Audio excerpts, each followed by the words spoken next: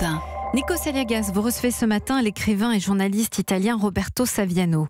Menacé par la mafia, il vit depuis 13 ans sous protection policière. Dans son dernier livre, Baiser féroce, publié chez Gallimard, il raconte l'ascension fulgurante des nouveaux mafieux de Naples, de jeunes adolescents qui prennent la place des parrains.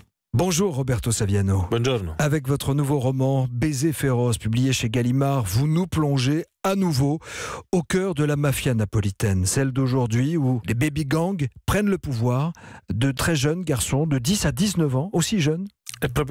C'est vraiment comme ça. C'est une sorte de miracle terrible.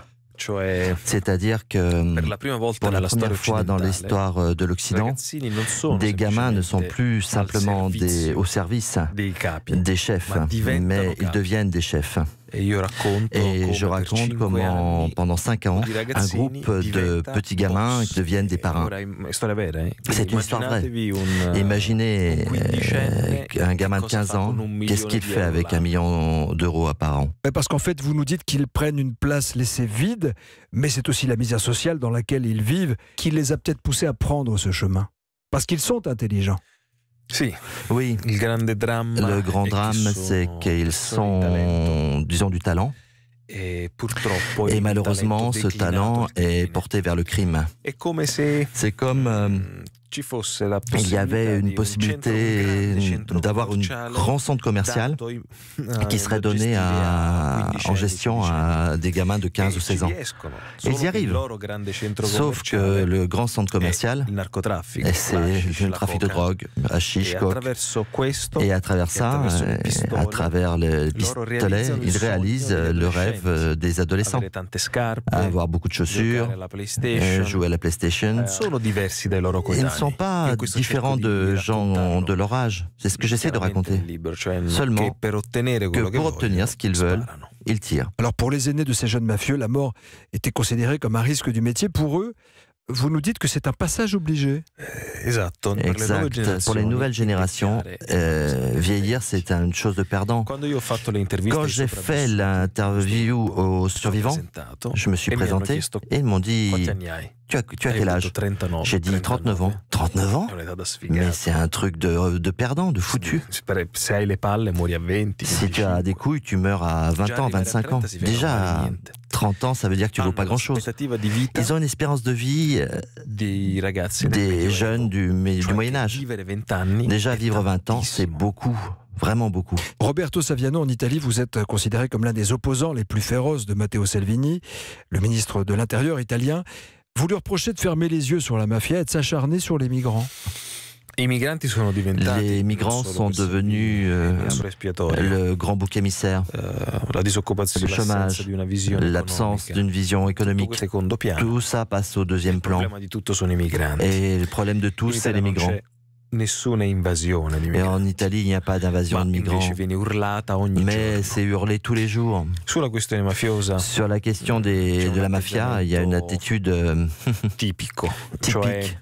C'est-à-dire hurler à la fin de la mafia, chaque fois qu'il y a une arrestation, c'est du grand théâtre. Moi, je crois que Salvini compromet la démocratie italienne, la transformant en quelque chose de très semblable à la Hongrie d'aujourd'hui de Orban. Quand il vous menace directement, le ministre Salvini, de supprimer votre protection policière, c'est une façon de chercher à vous faire taire? C'était un mécanisme horrible. Pendant deux ans, il a fait la propagande avant de devenir ministre, disant qu'il allait faire 2 choses. Une fois qu'il sera au gouvernement, bloquer les ports, donc l'arrivée des migrants, et enlever mon escorte. Salvini, de cette manière, a envoyé un message. Je me sens beaucoup haï, c'est pas agréable, mais je fais pas un pas en arrière. Que pensez-vous, Roberto Saviano, de la tension entre la France et l'Italie de ces derniers mois, entre le président Macron et Salvini, qui ne cesse de le chahuter à travers les médias? Dans ce moment, le sentiment anti-français est très fort en Italie. Et il est construit par ce gouvernement. L'Italie, il faut toujours dire que c'est la faute de quelqu'un. Aujourd'hui, si on va mal, c'était la faute des Français. Avant, c'était la faute des Allemands. Une fois que j'ai dit ça, dans le présent, de la politique qui est faite sur les réseaux sociaux. Ce sentiment anti-français fonctionne très bien pour Salvini. Pourquoi? Qu'est-ce qu'on reproche aujourd'hui aux Français et par extension au président Macron? On leur reproche de décharger les migrants à la frontière à l'Italie. Il utilise la vieille histoire de la France, le pays qui abrite les terroristes italiens qui ont échappé à leurs responsabilités, la France qui colonise encore l'Afrique. Et donc cette colonisation nous contraint, dit Salvini, à accueillir ces migrants. Macron et la France, c'est le haut responsable de tout ce qu'il ne parvient pas à gérer. La question de frontières est un problème grave, mais c'est un thème à résoudre avec la diplomatie. Ce n'est pas comme ça qu'on va résoudre les problèmes en insultant sur les réseaux sociaux. Ça n'apporte rien. À quelques mois des élections européennes, Roberto Saviano, quelle est la voie, selon vous, la plus salutaire pour l'Union européenne?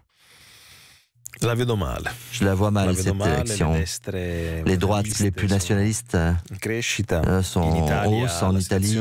La situation est très compliquée. Moi, j'irai voter contre ce gouvernement, mais je crains que la gauche, les gauches, ont perdu tellement de crédibilité durant ces années qu'il faudra des années pour récupérer ou pour avoir une nouvelle crédibilité. Une preuve sur toutes. Pendant 35 ans, le parti de la Ligue Nord, le parti de Salvini, a insulté le sud de l'Italie, le cancer de l'Italie, a dit « font rien », c'est cutéreux. Maintenant, ils sont le premier parti du sud de l'Italie. Comment c'est possible, ça? Est-ce que ce qui se passe en Italie peut arriver en France, selon vous, Roberto Saviano? Moi, je dis aux Français, regardez avec beaucoup d'attention ce qui se passe en Italie, parce que probablement, vous regardez votre futur. D'un jour ou un autre, vous aurez un jour un ministre qui porte l'uniforme de la police, comme ça arrive chez nous.